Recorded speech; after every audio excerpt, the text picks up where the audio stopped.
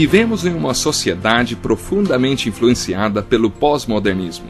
Estamos na era das muitas ideias, conceitos e valores. Como viver em família nesta era?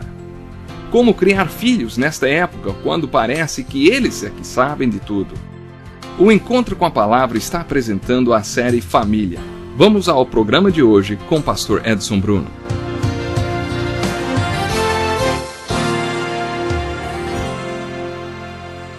É muito maravilhoso podermos estar juntos mais uma vez através do Encontro com a Palavra. Estamos estudando o que a Bíblia nos ensina sobre casamento e família.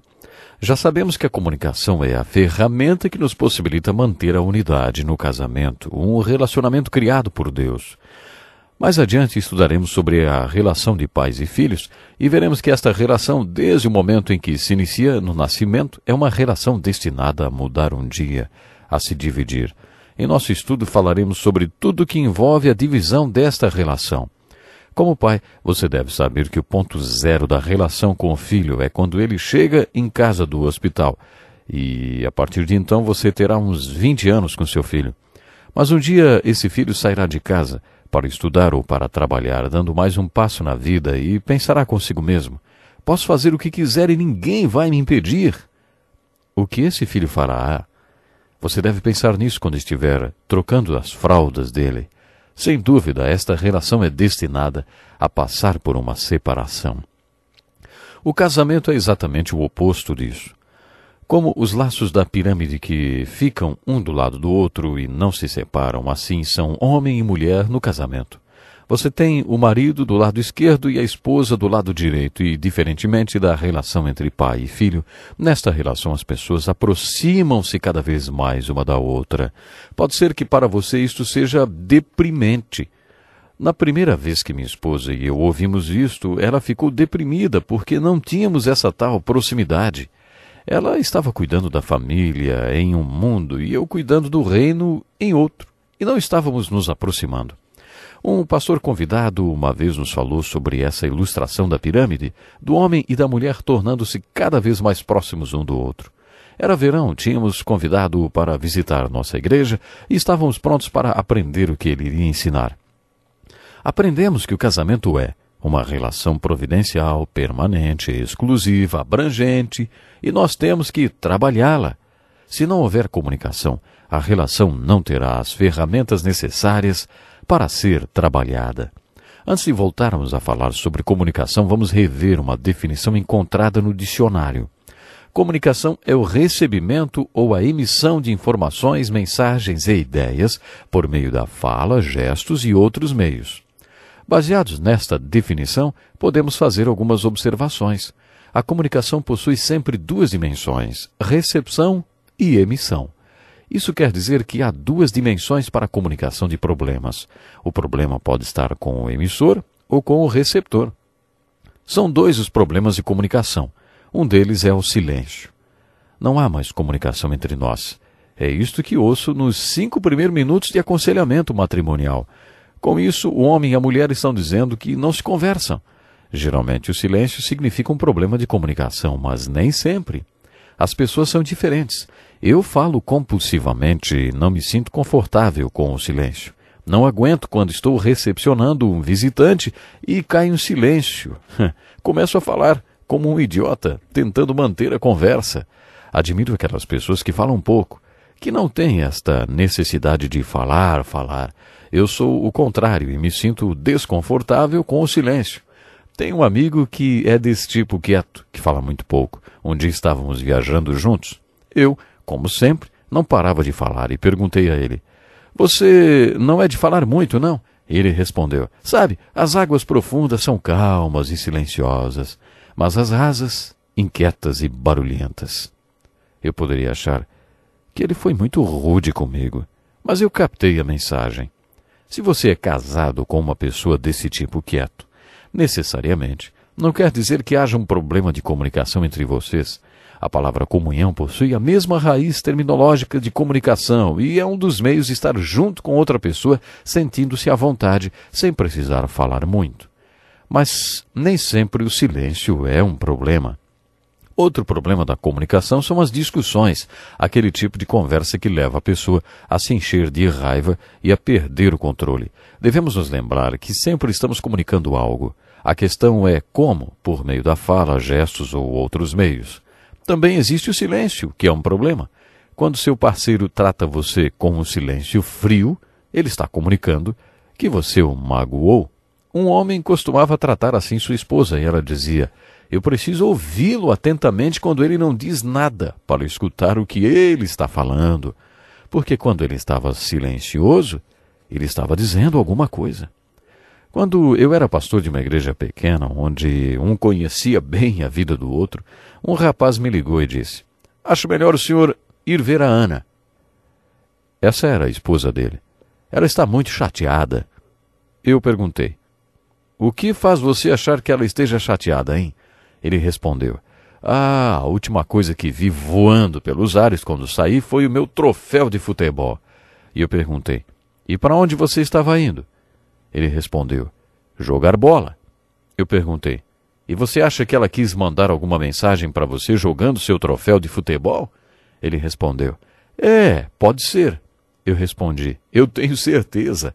Ela foi muito clara. Pode ser um troféu voando pelos ares, uma batida de porta, um rádio esmurrado. Você acha que isso é comunicação? Uma comunicação positiva seria um sorriso, uma mão sobre o ombro, um abraço, lágrimas, um sinal. Todas essas coisas também comunicam. Por isso não existe não comunicação. Você pode estar comunicando através de gestos ou outros meios e estar comunicando muito claramente. Francisco de Assis, uma das pessoas a quem admiro muito, disse: contudo pregamos a Cristo. Use as palavras quando for absolutamente necessário. Muito sábio, não? Baseados na definição de comunicação já dada, podemos começar a tirar algumas conclusões. Comunicação não é só o que é dito, mas também o que é ouvido. Comunicação não é só o que é dito, pode ser também o que é recebido. Comunicação não é só o que foi dito, mas também pode ser o que foi sentido, baseado nos gestos e em coisas desse tipo. Comunicação não é só o que foi dito, mas também o que foi transmitido, a impressão que foi passada. Comunicação não é só o que foi dito, pode ser o que as pessoas querem ouvir. Essa última é impressionante. Fico impressionado com a capacidade que as pessoas têm de ouvirem o que elas querem ouvir, não importa quais sejam as palavras. Podemos tirar outras conclusões sobre comunicação baseados na definição que vimos. Tive um professor de oratória. Um dia ele entrou na sala de aula, que estava um verdadeiro caos. O barulho era total, todo mundo falando muito alto ao mesmo tempo. Ele foi para frente e deu um tapa na mesa. O barulho parecia um tiro. E no mesmo instante ele disse: quero um verdadeiro pandemônio nesta sala. A sala então ficou totalmente em silêncio. Ele obteve controle completo da classe. Então nos explicou o que tinha acabado de demonstrar. 7% da comunicação é feita através das palavras. 55% através da maneira como falamos as palavras. E 38% através da linguagem do corpo que acompanha as palavras. Ele disse: quero um verdadeiro pandemônio nessa sala. Isso não controlou a sala. Se as pessoas tivessem entendido as palavras, a reação teria sido outra. Mas a forma como ele falou comunicou mais que as próprias palavras. O tapa da mesa corresponde a 38% da comunicação. A entonação das palavras, segundo ele, corresponde a 55% da declaração. Preste atenção nesta frase: uma andorinha só não faz verão. Desta vez vou falar de outra maneira e o sentido vai mudar. Pronto? Vamos lá. Uma andorinha só não faz verão. Pegou o significado? O significado muda totalmente. O que mudou o significado? A entonação das palavras está implícita na definição de comunicação do dicionário. Comunicação é a emissão e recepção de informações, mensagens e ideias por meio da fala, gestos ou outros meios. De acordo com os especialistas, há diferentes níveis de comunicação. Há o nível da não comunicação, onde você usa clichês que, na verdade, não dizem nada. Há a informação factual, comentários a respeito do tempo, acontecimentos recentes e tal. Depois, há o nível em que você compartilha opiniões e observações sobre coisas que são importantes para você. Nesse nível, você comunica o que pensa. Agora está esquentando. Um nível mais alto é a comunicação de como você se sente em relação às coisas que são importantes para você. E depois, aquele tipo de conversa íntima onde você fala sobre quem você é, onde você está e onde acha que deveria estar. Nesse nível de comunicação, você se abre com a outra pessoa. Como cristãos verdadeiros, devemos ter o outro no centro de nossas vidas. A esposa deve compartilhar a intimidade do seu esposo, quem ela acha que ele é e deveria ser, e onde está e onde deveria estar. Este seria um nível mais alto de comunicação. Outra coisa que estabelece um nível mais alto de comunicação é o valor e a prioridade dada à comunicação. Sinceramente, em nossa cultura, e isso inclui casais evangélicos, as coisas não priorizam os níveis mais altos de comunicação, principalmente porque não priorizam o tempo, a energia, nem o lugar necessários para que a comunicação ocorra. Comunicar requer tempo e você, se não valoriza a comunicação, não vai arrumar tempo para ela. Uma vez, durante um estudo com casais em que discutíamos sobre como tornar a comunicação prioridade no casamento, a esposa de um médico cirurgião fez um desabafo. A única maneira de eu conseguir que meu marido me ouça é me deitar numa maca, ser levada para a sala de cirurgia e quando estiverem colocando a máscara eu gritar: "Alfredo, sou eu! Tenha um tempinho para mim." Ele simplesmente nunca tem tempo para conversar comigo. Isso quer dizer que ele não valoriza a comunicação? Se você não valoriza, provavelmente nunca vai se comunicar. Comunicação requer tempo, energia e coragem. Uma das razões pelas quais não nos comunicamos é que sempre estamos cansados. Não devemos ser assim. Gastamos energia com tantas outras coisas. A partir das 6h30 ou 7 horas da manhã, começamos a gastar energia com coisas muito importantes para nós, que valorizamos. Mas quando chegamos em casa e podemos nos comunicar, não valorizamos a comunicação suficiente para despender tempo ou energia nessa comunicação.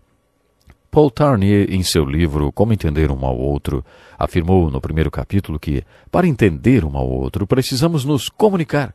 No segundo capítulo ele disse, para nos comunicarmos, precisamos de coragem.